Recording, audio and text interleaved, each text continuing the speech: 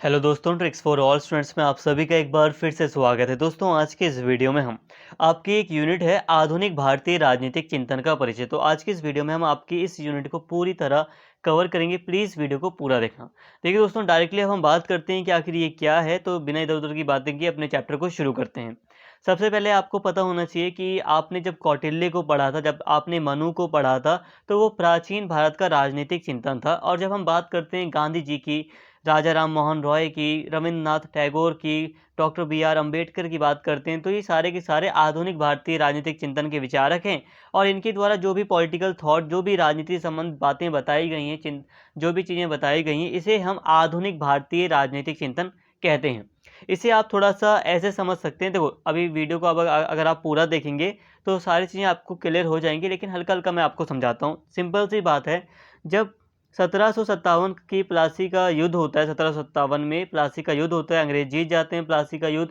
और फिर 1764 में बक्सर का युद्ध होता है, अंग्रेज जीत जाते हैं पूरी तरह इस युद्ध को। तो इस तरह अंग्रेजों का शासन पूरी तरह भारत पर स्थापित हो जाता है। पहले बंगाल पर, बिहार पर, उड़ीसा पर होता है, फिर धीरे धीरे पूरे भारत में फैल जाता है।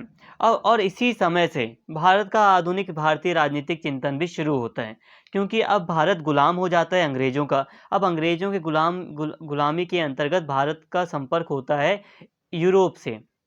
ठीक है, यूरोपीय विचारों से संपर्क होता है। फिर भारतीय बहुत सारे जो विद्वान थे, जैसे कि राजा राम मोहन रॉय वगैरह थे, वो देखते हैं कि अरे, यूरोप वगैरह में तो कितना खुलापन है।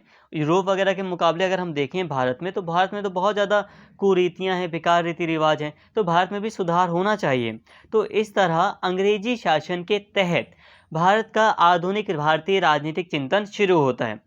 कई लोग तो अंग्रेजों के पक्ष में भी थे, लेकिन कई लोग इसके विपक्ष में भी थे। धीरे धीरे लोगों को समझ में आया, नहीं, उपनिवेशवाद से तो हमारे देश का नुकसान हो रहा है, इसीलिए हमें अपने देश के लिए, खुद के लिए राजनीतिक व्यवस्था से संबंधित विचार प्रस्तुत करने पड़ेंगे। तो उससे संबंधित बहुत लोग आए, स्वामी विवेकानंद हो गए, महात्मा गांधी हो गए। तो बहुत सारे लोगों ने भारतीय राजनीतिक चिंतन के ही, जो प्राचीन भारतीय राजनीतिक चिंतन था, उसी को दोबारा से पुनर्जीवित करने के लिए आधुनिक विचार प्रस्तुत किए। तो कुल मिलाकर आप कह सकते हैं कि भारत की गुलामी की वजह से ही ये आधुनिक राजनीतिक चिंतन हमें भारत में दिखाई देता है।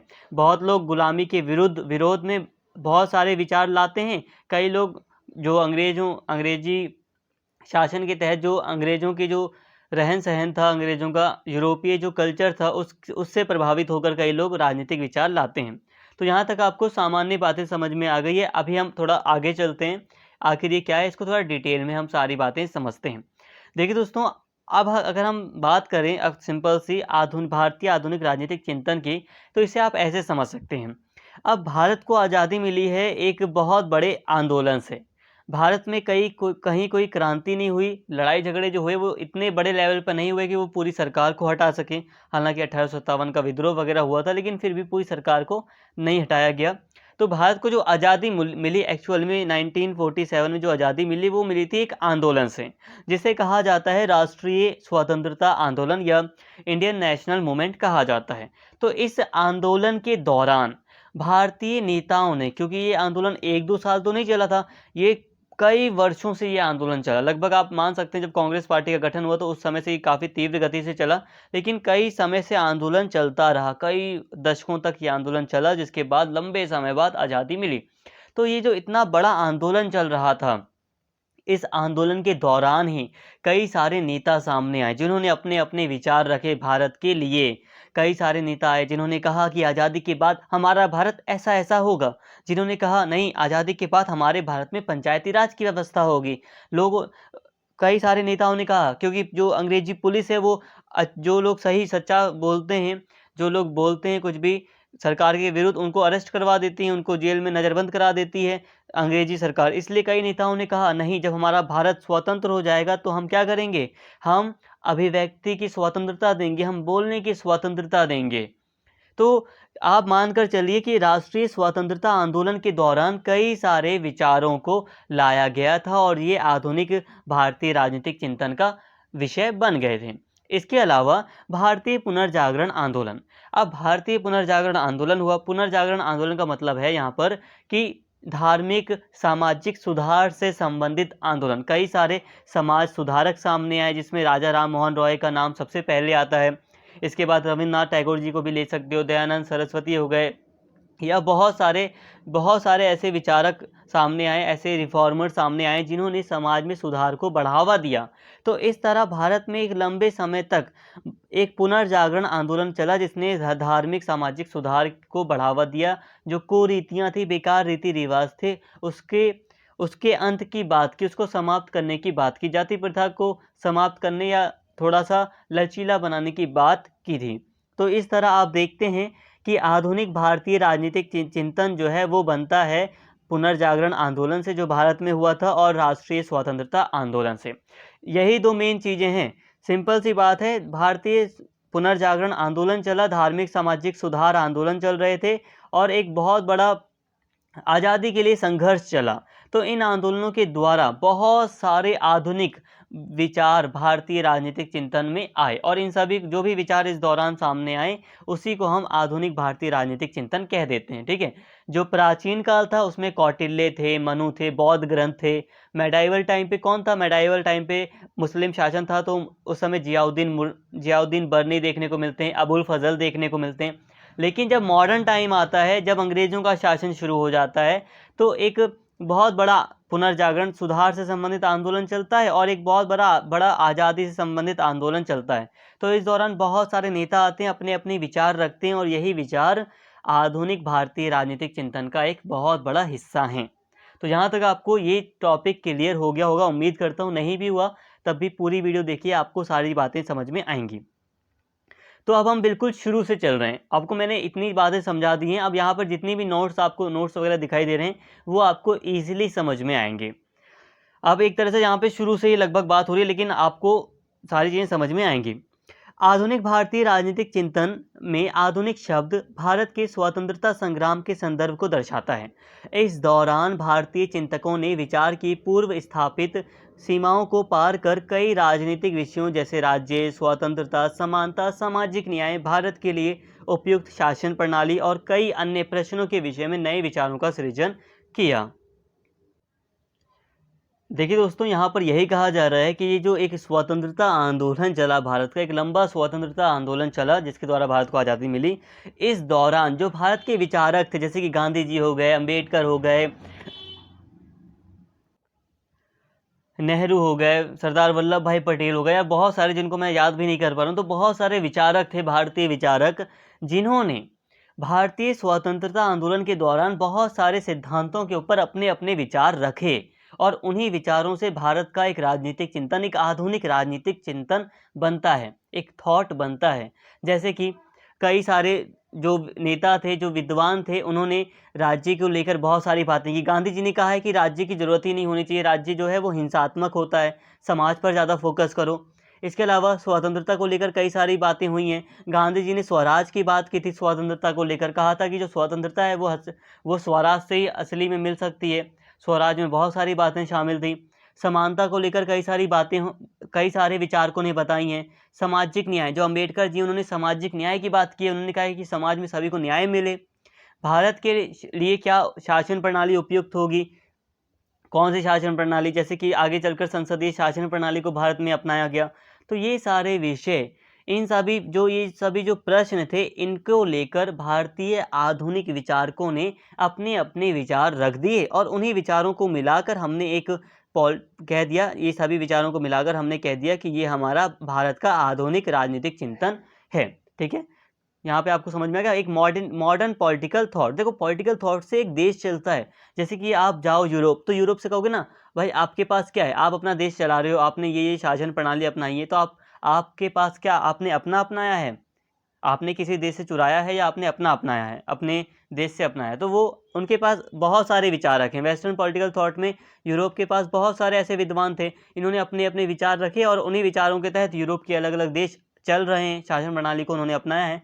तो उसी तरह भारत के लिए भी तो ये आवश्यक था, और इसीलिए भारत के लिए आवश्यक था, इसीलिए भारतीय विचारकों ने अपने अपने अनुसार भारत की आवश्यकता को देखते हुए विचारों को रखा, और उनमें से बहुत सारे विचारों को हम अपनाते हैं और आगे भी अपनाएंगे। दोस्तों, यहाँ पर एक बात कहूँगा मैं, अगर आपको ये यूनिट समझ में नहीं आ रही, देखो मैं अपनी तरफ से पूरी कोशिश कर रहा हूँ लेकिन हो सकता है, मोस्ट प्रोबेबली हो सकता है बाय चांस किसी बच्चे को समझ में ना आए, तो मैं ये कहूँगा कि अगर ये आपकी जो यूनिट 1 है, मान लीजिए ये आपकी यूनिट 1 है, तो आप इसको छोड़कर जो नेक्स्ट वीडियोज़ हैं आप उन पर ज़्यादा फोकस करें। इसको एक बार देख लें, समझ लें, ठीक है आता है समझ में तो ठीक है, लेकिन अभी मैं ये कहूँगा कि बहुत सारे बच्चे हो सकता है कि पहले यूनिट पर ही अटक कर रह जाएँ, क्योंकि दूसरी जो यूनिट है उसमें हमें विद्वानों को पढ़ना है, वो काफ़ी आसान होंगे इसके कंपैरिज़न में। वैसे तो मैं इसको काफ़ी आसानी से समझा रहा हूँ, लेकिन अगर कभी आपको लगे दिक्कत आ रही है ज़्यादा, तो आप इस पर स्टॉप होकर मत रह जाना कि यार मैं तो कर ही नहीं पा रहा, ये वाला सब्जेक्ट बहुत हार्ड लग रहा है। ऐसा कुछ नहीं है, आप नेक्स्ट पर फोकस करना, ठीक है? आप मेरी बात समझ पा रहे हैं। तो चलिए अब हम आगे बढ़ते हैं। तो हमने यहाँ तक पढ़ लिया। अब यहाँ पे ये चीज़ जल्दी समझ में आएंगी, डिटेल में पढ़ाता हूँ मैं, बट अच्छा है आपके लिए। एक और जहाँ इन नेताओं ने ऐसे नए विचारों का सृजन करके पश्चिम के प्रभुत्वशाली दृष्टिकोण को चुनौती दी, वहीं दूसरी ओर उन्होंने अपनी नेतृत्व क्षमता का उपयोग करके सामाजिक न्याय, समानता, बंधुत्व जैसे इन नए विचारों को जनता के बीच लोकप्रिय बनाया। पश्चिमी विचारों को चुनौती देने वाले ये नए दृष्टिकोण एक साथ मिलकर आधुनिक भारतीय राजनीतिक चिंतन कहलाते हैं। तो वही बात है जो मैंने आपको बताई, ठीक है? अलग अलग जो भारतीय विद्वान रहे थे, विचारक रहे थे, नेता रहे थे, उन्होंने अपने नेतृत्व की क्षमता को दिखाया, और सामाजिक न्याय हो गया, स्वतंत्रता का विषय हो गया, समानता का, बंधुत्व का, फ्रैटर्निटी का विषय हो गया, तो इन सब पर अपने अपने विचार दिए और भारत के लिए एक आधुनिक राजनीतिक चिंतन बना दिया इन्होंने। और इन्हीं के विचार, इन्हीं के जो सिद्धांत हैं, इन्हीं को हम आधुनिक भारतीय राजनीतिक चिंतन कहते हैं, ठीक है? सिंपल सी बात है। अब यहाँ पे थोड़ा सा कॉन्टेक्स्ट समझो, ये एक ऐसा टाइम पीरियड था, ये देखो शुरू में क्या हो रहा था, 17वीं शताब्दी का दौर चल रहा था, ठीक है? 17वीं फिर 18वीं शताब्दी का दौर चल रहा है। 18वीं शताब्दी का मतलब है 1700 से लेकर 1800 तक, ठीक है? 1700 से लेकर 1800 तक का टाइम पीरियड कुछ ऐसा था कि लग रहा था शुरू में कि यार जो अंग्रेज हैं वो भारतीयों से काफ़ी श्रेष्ठ हैं, ऐसा लगने भी लगा था। किस मामले में? नस्ल के मामले में नहीं, रीति रिवाजों के मामले में। बहुत सारे जो भारतीय विद्वान थे उन्हें भी लग रहा था कि अंग्रेज़ों के जो रीति रिवाज हैं वो भारत की तुलना में काफ़ी ठीक हैं। अंग्रेज़ों के यहाँ जो कल्चर फॉलो हो रहा है, जो स्वतंत्रता, समानता का जो विषय है, वो काफ़ी अच्छा है भारत के मुकाबले, क्योंकि भारत में उस समय बहुत ज़्यादा अंधविश्वास फैल चुका था। भारत में मध्यकालीन भारत के बाद से धीरे-धीरे ये अंधविश्वास बहुत सारे बढ़ गए थे, बहुत सारे कुरीतियाँ आ गई थीं। तो यहाँ तक कि राजा राम मोहन रॉय वगैरह भी अंग्रेज़ों से प्रभावित थे, वो भी चाह रहे थे कि अंग्रेज़ी सरकार भारत में सुधार करे। तो नॉर्मली शुरू में यही हो रहा था कि भारतीय विद्वान अंग्रेज़ों का सहारा लेकर भारत में सुधार करना चाहते थे बस, ठीक है? और उन्हें लग रहा था कि भारत जो अंग्रेज़ कर रहे हैं वो ठीक भी है, सुधार वो है, ठीक भी है। लेकिन हुआ क्या आगे चलकर? आगे चलकर जैसे-जैसे भारतीयों को एहसास हुआ कि नहीं, अंग्रेज़ों का विचार तो बदलता जा रहा है भारतीय लोगों को ईसाई बनाने में। इसीलिए भारतीय लोगों को अब समझ में जब आने लगा धीरे-धीरे, फिर 18वीं शताब्दी के बाद, 19वीं शताब्दी के बाद, फिर धीरे-धीरे इन्होंने क्या किया, भारतीय लोगों ने भारत के अकॉर्डिंग, जो भारत के लिए अच्छी चीज़ थी उसके अकॉर्डिंग अपने-अपने विचार रखे, ताकि जो पश्चिमी विचार हैं उनको रोका जा सके, उनको चुनौती दी जा सके। नहीं तो ये पूरे भारत की संस्कृति को ख़त्म करेंगे। साथ में भारत के फ्यूचर को भी इससे काफ़ी ज़्यादा खतरा था। और आप खुद समझते हैं दोस्तों, जिस देश, जैसे कि गांधी जी ने खुद कहा था, जो देश अपनी परंपराओं पर टिका नहीं है, जिसने दूसरे देश की परंपराओं को पूरी तरह चुरा कर अपना लिया है, वो देश कभी टिक नहीं पाएगा, मतलब संभल नहीं पाएगा, वो हमेशा अस्थिर बना रहेगा। इसलिए भारत के लिए आवश्यक था कि भारत में ऐसे विचार अपनाए जाएँ जो मूल रूप से भारतीय हों, जो भारत के लिए अच्छे हों। तो इसीलिए भारतीय विचारकों ने, विद्वानों ने यूरोपीय विचारों को चुनौती देते हुए जो विचार भारत के लिए अच्छे थे, उन पर अपने-अपने विचार रखे। इस प्रकार यह कहा जा सकता है कि आधुनिक भारतीय राजनीतिक चिंतन की उत्पत्ति ब्रिटिश शासन के तहत अपने समाज के उपनिवेशीकरण और आधुनिकीकरण की प्रक्रियाओं के प्रति भारतीय बुद्धिजीवियों की प्रतिक्रियाओं में निहित है, जिसे औपनिवेशिक आधुनिकता की प्रतिक्रिया के रूप में समझा जा सकता है। सिंपल सी बात है, वही बात है जो मैंने आपको समझाया। जो उपनिवेशीकरण हो रहा था, भारत को पूरी तरह गुलाम बनाया गया था, और साथ में भारत का आधुनिकीकरण की जो बात हो रही थी, तो ये जो आपस में ये जो प्रक्रियाएं थी, इसके अलावा भारतीय लोगों ने उपनिवेशवाद का जवाब देने के लिए भी भारतीय बुद्धिजीवियों ने कई सारे सिद्धांतों को सामने लाए, और भारत में बहुत सारे जो पुराने विषय थे, कौटिल्य वगैरह के, मनु वगैरह के टाइम के जो विषय थे, उनमें सुधार करके आधुनिक भारत में उनको लाने का प्रयास किया। क्यों? क्योंकि ताकि अंग्रेजी शासन को एक जवाब भी दिया जा सके। तो ये सारी चीज़ें थी। दोस्तों अब हम बात करते हैं आधुनिक भारतीय राजनीतिक चिंतन के उद्भव का संदर्भ, ठीक है। उद्भव और संदर्भ की बात कर लेते हैं यहाँ पर हम। देखिए, नॉर्मली ये सारी बातें मैंने आपको ओरली पढ़ाई दी, अभी आगे जो स्टार्टिंग में मैंने जो भी बातें आपको बताई थी वो यही था कि किस तरह से आधुनिक भारतीय राजनीतिक चिंतन सामने आया, उसका क्या संदर्भ था, ये मैंने हल्का हल्का आपको बता दिया था। यहाँ पे थोड़ा डिटेल में जाते हैं। डिटेल में जाने से पहले फिर हल्का सा एक बार आपको एग्जैक्ट पॉइंट बता देता हूँ, वो ये है कि भारतीय राजनीतिक चिंतन क्यों सामने आया। तो उसका रीज़न था उपनिवेशवाद। अगर अंग्रेजों का शासन भारत में नहीं आया होता तो इस तरह का भारतीय राजनीतिक चिंतन भी नहीं होता, उसमें थोड़ा बहुत अंतर होता। अब क्योंकि भारत गुलाम बन गया था अंग्रेज का, अब गुलामी के वक्त दो धारणाएं चल रही थी। एक धारणा ये थी कि अंग्रेज जो काम कर रहे हैं वो अच्छा भी कर रहे हैं, लग रहा था कि अंग्रेज भारत को सभ्य बना रहे हैं, भारत को और भारत के लोगों को सभ्य बना रहे हैं, तो अंग्रेज जो सुधार वगैरह कर रहे हैं वो ठीक भी है। लेकिन साथ में ही उपनिवेशवाद के दौरान ये धारणा भी थी कि नहीं, अंग्रेज हमें ईसाई बना रहे हैं, हमारा कल्चर ख़त्म कर रहे हैं। और इसी कारण से फिर भारतीय राजनीतिक जो विचारक थे उन्होंने भारत के लिए आधुनिक राजनीतिक चिंतन सामने लाया। अलग अलग जो सिद्धांत हुआ करते थे उस पर अपने अपने विचार दिए, और बहुत सारे भारतीय जो पुराने विचार थे कौटिल्य मनु के टाइम पर, उसको सामने लाया गया। तो यहाँ पर आप बात को समझिए। तो अब थोड़ा डिटेल में जाते हैं। देखो दोस्तों, स्टार्टिंग में तो अंग्रेज़ों ने कुछ हस्तक्षेप नहीं किया था भारतीय संस्कृति वगैरह को लेकर, लेकिन फिर भारतीय लोगों की उन्हें आवश्यकता थी, इसलिए उन्होंने शिक्षा के माध्यम से ऐसे भारतीयों का वर्ग खड़ा करने का प्रयास किया जो शक्ल से रंग से तो भारतीय दिखे लेकिन पूरी तरह दिमाग से वो यूरोपीय हो। कहने का मतलब ये है कि जो एजुकेशन अंग्रेज़ों के द्वारा दी गई, जो स्कूल वगैरह खोले गए, वहाँ पर वेस्टर्न पॉलिटिकल थॉट पढ़ाया जाता था। वेस्टर्न पॉलिटिकल थॉट का कहने का मतलब है यूरोपीय ज्ञान, यूरोपीय विज्ञान को वहाँ पर पढ़ाया जाता था। जैसे कि प्लेटो हो गए, अरस्तु हो गए, इनके बारे में वहाँ पर पढ़ाया जाता था स्कूलों में, ठीक है। जो अंग्रेज़ों के द्वारा जो भारत में स्कूल खोले गए उसमें मेनली रूप से यूरोपीय जो पाश्चात्य जो राजनीतिक विचार था उसी को ज़्यादातर पढ़ाया जाता था। भारतीय राजनीतिक विचार को पूरी तरह दबा दिया गया या उसको कभी भी उजागर करने का प्रयास नहीं किया। तो साफ तौर पर इससे भारत के लिए काफ़ी खतरा था कि लोग जो होंगे वो भारत के बारे में इतना जान नहीं पाएंगे और बहुत सारे भारतीय विचार दबकर रह जाएंगे जो प्राचीन काल में भारत के विचार थे। अब आज भी इसका प्रभाव हम देख सकते हैं। आज भी हम भारत के बारे में उतना नहीं जानते जितना हमें जानना है। आज भी हम भारत के बारे में उतना नहीं जानते जितना हम वेस्टर्न पॉलिटिकल थॉट के बारे में जानते हैं। हम अरस्तु के बारे में उतना ज़्यादा जानते हैं, हम प्लेटो के बारे में बहुत ज़्यादा जानते हैं, लेकिन हम कौटिल्य के बारे में इतना ज़्यादा नहीं जानते। हकीकत है ये। तो इसका प्रभाव उपनिवेशवाद के टाइम पर ही था। अंग्रेज़ों की ये जो शिक्षा नीति थी, एजुकेशन पॉलिसी, ये एक बड़ा कारण थी।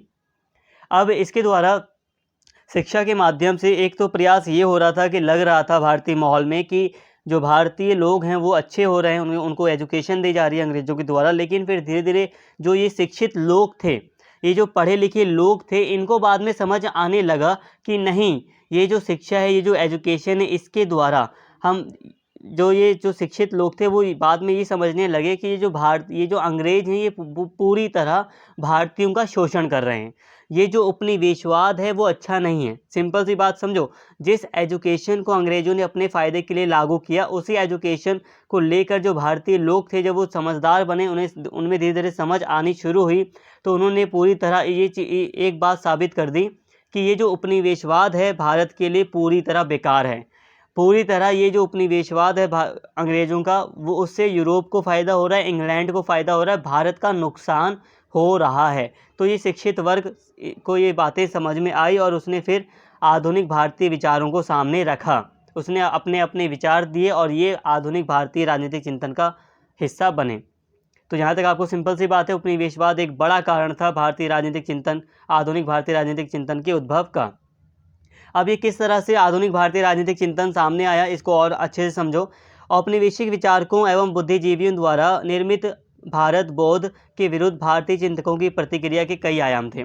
अब देखो, जो औपनिवेशिक विचारक थे, जो अंग्रेजी विचारक थे, उन्होंने भारतीय जो विचार था, भारतीय जो संस्कृति थी, भारतीय जो धर्म वगैरह थे, उन सभी के बारे में कई सारी मतलब विरोध व्यक्त किया, कई सारी कमियां दिखाई, कई सारी आलोचनाएं इनके द्वारा की गई, औपनिवेशिक विचारकों के द्वारा, यानी कि अंग्रेजी विचारकों के द्वारा।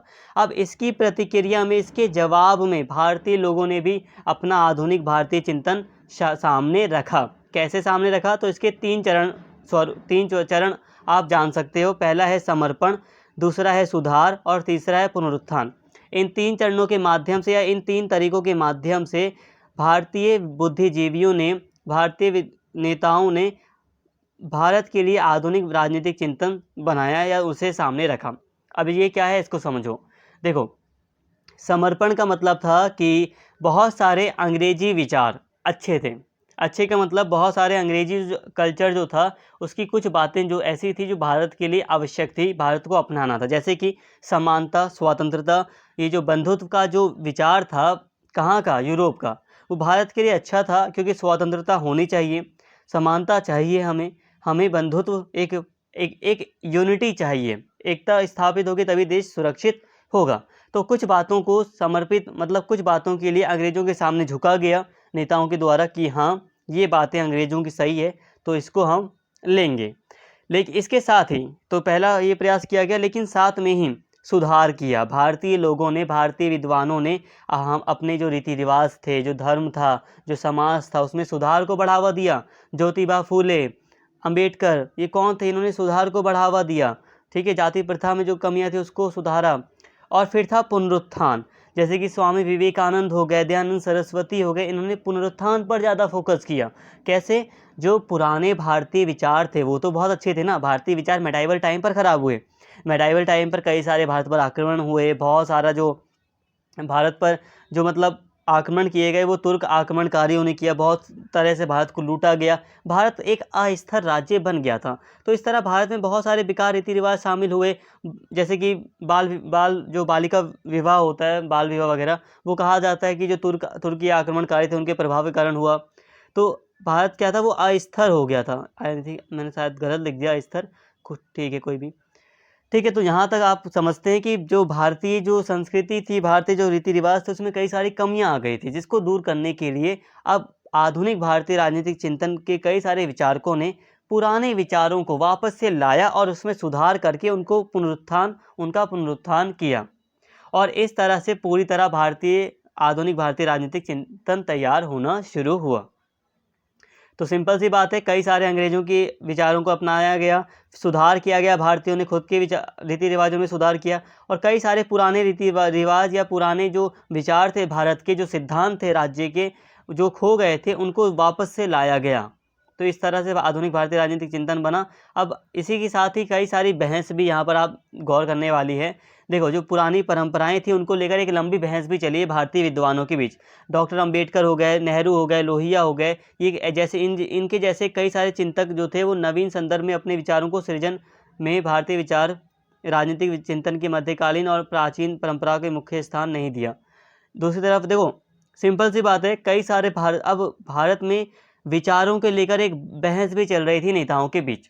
आधुनिक राजनीतिक जो विचारक थे भारत में, उन्होंने कई सारे सिद्धांतों को लेकर आपस में बहस करी। स्पेशली जो परंपरागत जो बहुत सारे सिद्धांत थे, जैसे कि प्राचीन काल के और मध्यकालीन भारत के जो बहुत सारे विचार थे, इसको स्थान नहीं देने की बात की। जैसे कि अंबेडकर ने कहा, नेहरू ने, लोहिया ने कहा कि हमें एक नए सिरे से पूरे भारत के लिए विचारों को रखना है, पुराने विचारों को एक बार भूलकर हमें नए सिरे से भारत के लिए एक विचार रखने हैं।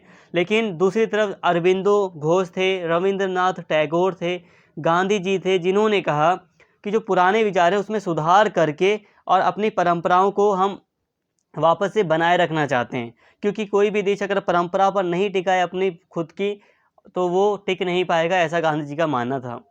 तो जहाँ तक ये सामान्य बातें थी, हमने समझ ली, काफ़ी कुछ हमने समझ लिया कि किस तरह से राजनीतिक चिंतन का उद्भव हुआ और क्या संदर्भ था।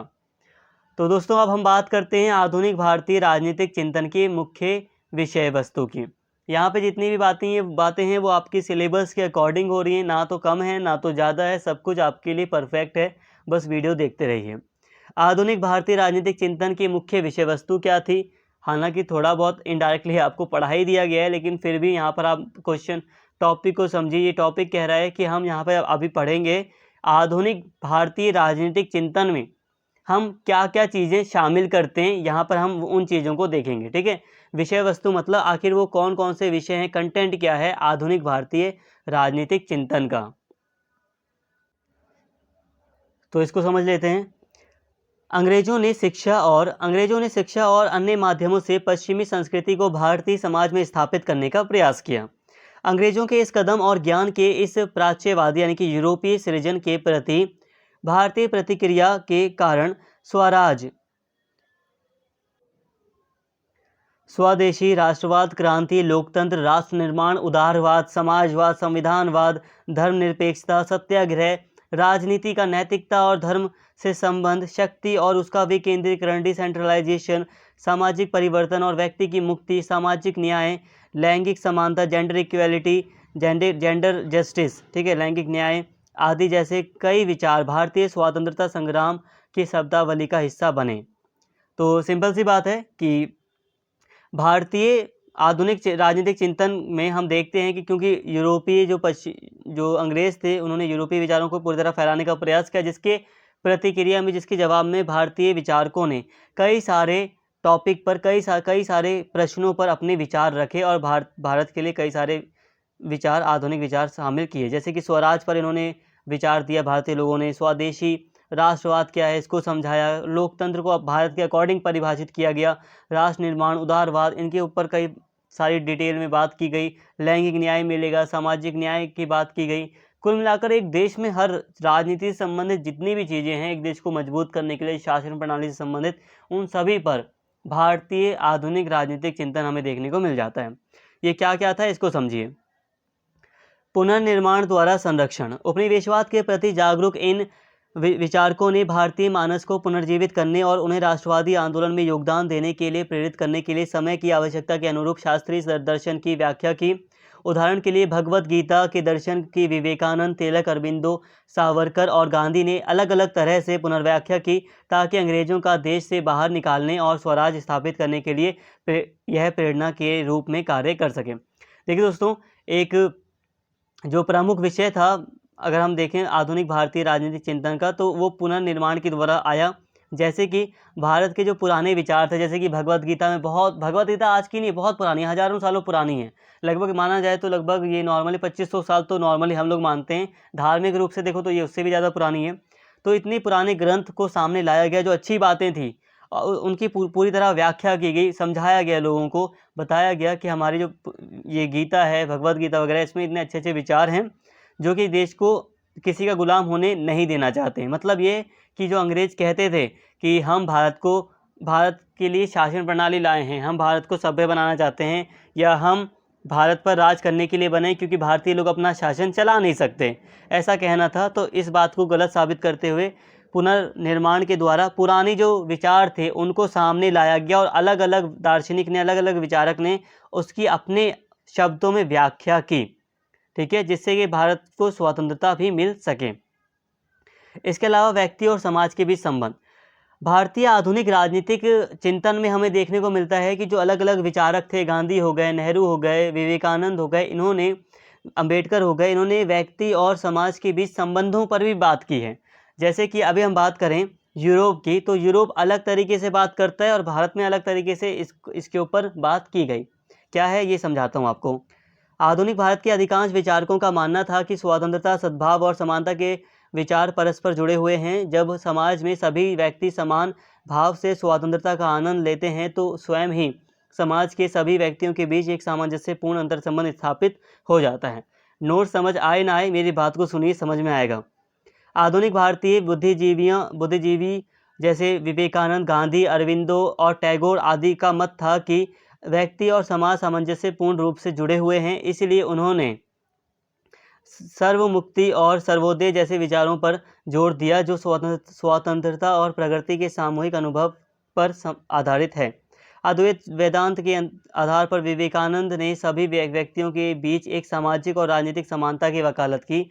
इसी तरह अस्पृश्यता की प्रथा के संबंध में गांधी की आपत्तियों का आधार भी हम सभी के भीतर परमात्मा है की उपस्थिति का विचार था। इस विचार के आधार पर गांधी जी ने अछूत लोगों को हरिजन कहकर भी पुकारा।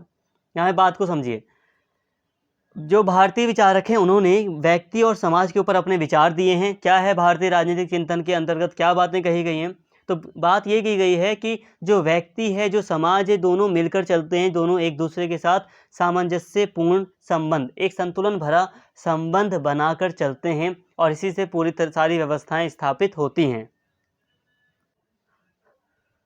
तो इस तरह सिंपल सी बात को समझो, जो भारत के प्रमुख दार्शनिक या विचारक रहे हैं, गांधी, अरबिंदो घोष, टैगोर, विवेकानंद, इन्होंने कहा कि जो व्यक्ति और समाज का संबंध है वो ऐसा है कि दोनों के बीच सामंजस्य होता है, दोनों के बीच संतुलन होता है, दोनों के बीच एकता होती है।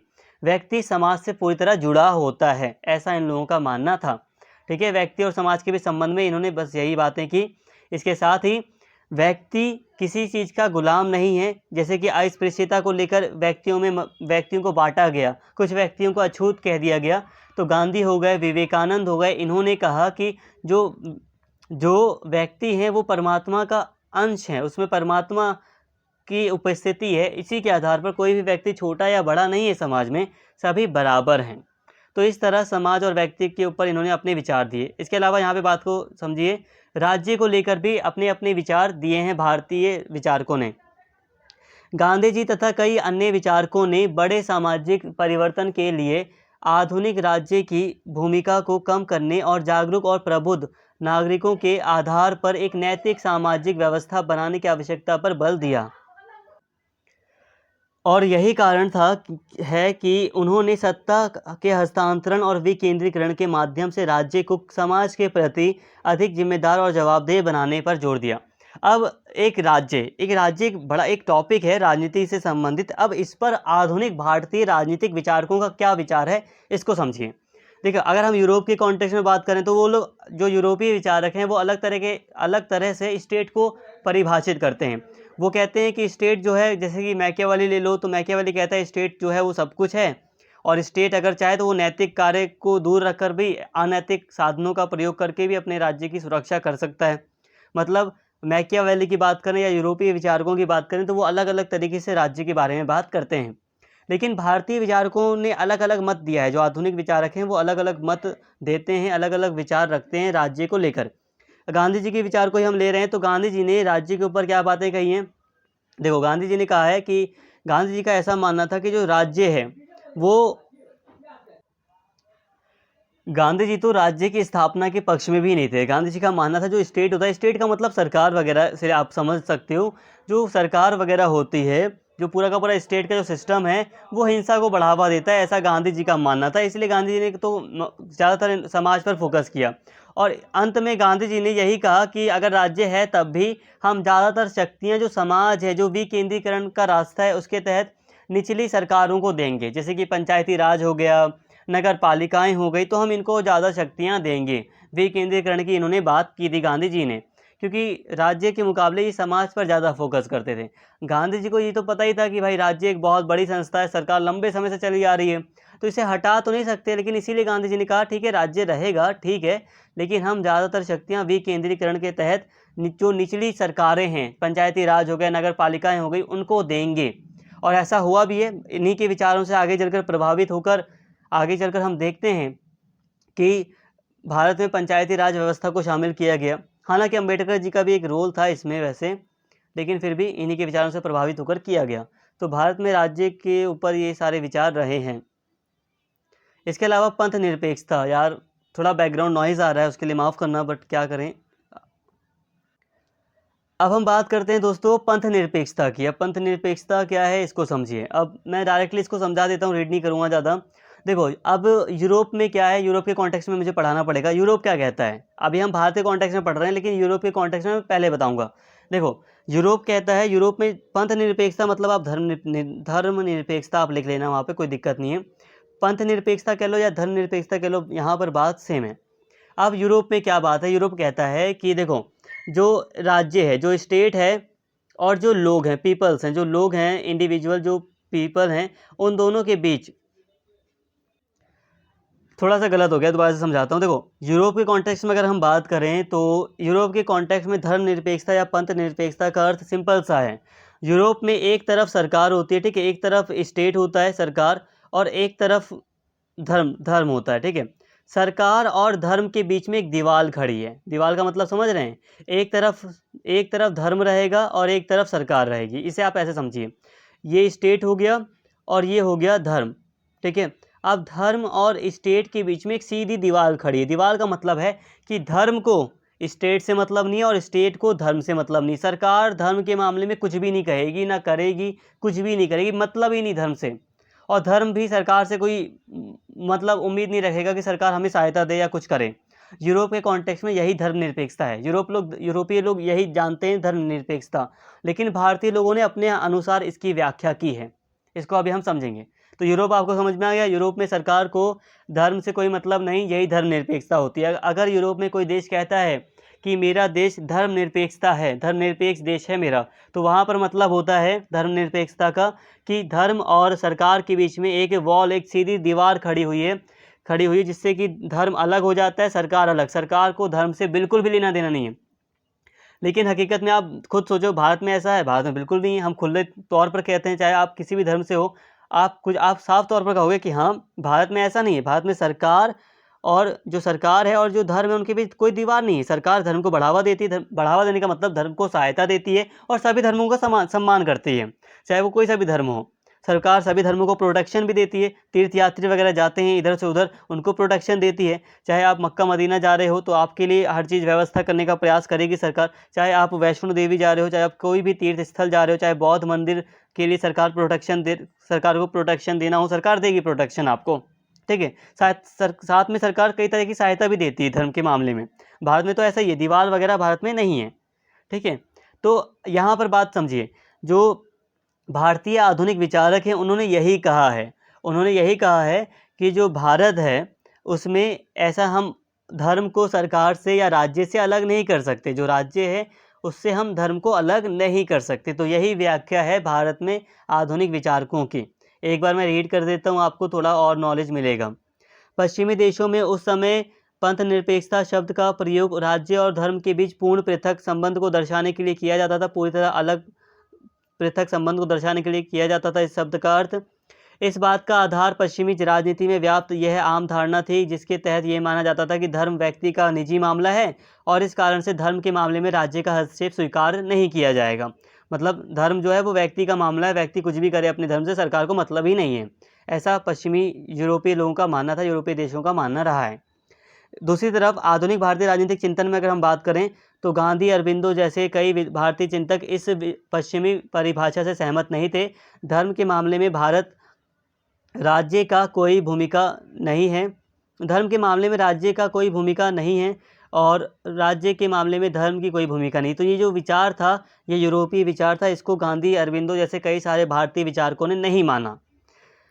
ठीक है, भूमिका नहीं है। उन्होंने राजनीति और धर्म के बीच एक निकटस्थ, एक परस्पर समीप वाला संबंध पर जोर दिया, क्योंकि उनका मानना था कि धर्म राज्य के लिए एक मार्गदर्शक सिद्धांत है। सिंपल सी बात है। भारतीय आधुनिक राजनीतिक चिंतन में हम देखते हैं कि विचारकों का मानना रहा है कि धर्म जो है वो राज्य का मार्गदर्शक है, वो राज्य को नैतिक चीज़ें सिखाता है, इसलिए हम धर्म को राज्य से अलग नहीं कर सकते। सिंपल सी बात है दोस्तों। यहाँ पे थोड़ा सा मैं डीप जा रहा हूँ, आप लोगों को बोरिंग लग रहा होगा, बुरा लग रहा होगा, लेकिन मैं समझाऊंगा। देखो क्या हुआ कि आप इतिहास देखो ना भारत का। हम यूरोप को क्यों देखें, हम भारत का इतिहास देखेंगे। हम भारत के इतिहास में देखते हैं कि जो भारत की संस्कृति रही है उसमें धर्म तो साफ तौर पर था। भारतीय संस्कृति में धर्म तो हमेशा ही था, बस धर्म का मतलब वहाँ पर कर्तव्य था। और यहाँ पर भी कर्तव्य के रूप में ही बात की जा रही है कि धर्म एक कर्तव्य के रूप में राज्य का मार्गदर्शन करेगा। देखो प्राचीन इतिहास में क्या था, हम देखते हैं कि जो धर्म था वो राजा का मार्गदर्शन करता था। जो राजा होता था वो धर्म के आधार पर ही सारी चीज़ें करता था। वहाँ पर धर्म का मतलब हिंदू, मुस्लिम, सिख, ईसाई नहीं था। वहाँ पर धर्म का मतलब कर्तव्य था, अपनी ड्यूटीज़ को फॉलो करना था। तो धर्म का विचार है वो भारतीय राजनीति में प्राचीन काल से जुड़ा हुआ है। तो हम इसको कैसे अलग कर दें? आप जानते हैं ना, एक कर्तव्य परायण राजा वो होता था जो अपनी प्रजा को खुश रखता था, जो अपनी प्रजा की रक्षा करता था, और यही राजा का धर्म था। और सभी चीज़ें धर्म से चलती थी। जैसे कि मेरा धर्म है आपको पढ़ाना। मेरा धर्म हिंदू, मुस्लिम ये नहीं है इस समय। मेरा धर्म आपको पढ़ाना है एज अ टीचर, क्योंकि मैंने शुरुआत कर दी है सब्जेक्ट पढ़ाने की, तो मेरा धर्म बनता है मैं आपको पढ़ाऊँ। तो इस तरह की जो नैतिक भावना है वो यूरोप में नहीं रही, वो मोरल वैल्यूज़ यूरोप में नहीं रही कभी भी। वो मोरल वैल्यूज़ भारतीय संस्कृति में रही है, नैतिक भावना। तो इस तरह हम धर्म को अलग नहीं कर सकते थे, क्योंकि कई बार हमें धर्म रोक देता है। कई बार आपको दोस्तों, आपका मन करेगा कि मैं कुछ गलत काम करूं, झूठ बोल दूं, लेकिन आपका जो ज़मीर है वो कहेगा नहीं यार, ये चीज़ें सही नहीं है। ये चीज़ें अगर हम चोरी करते हैं, अगर हम झूठ बोलते हैं, तो नैतिक रूप से मोरल वैल्यू सही नहीं है। ये चीज़ें हमें धर्म ने सिखाई हैं। इसके साथ ही दोस्तों हम अभी बात ही कर रहे हैं कि आधुनिक भारतीय राजनीतिक चिंतन के प्रमुख विषय क्या हैं, क्या क्या विचार रखे हैं भारतीय विचारकों ने अलग अलग विषयों को।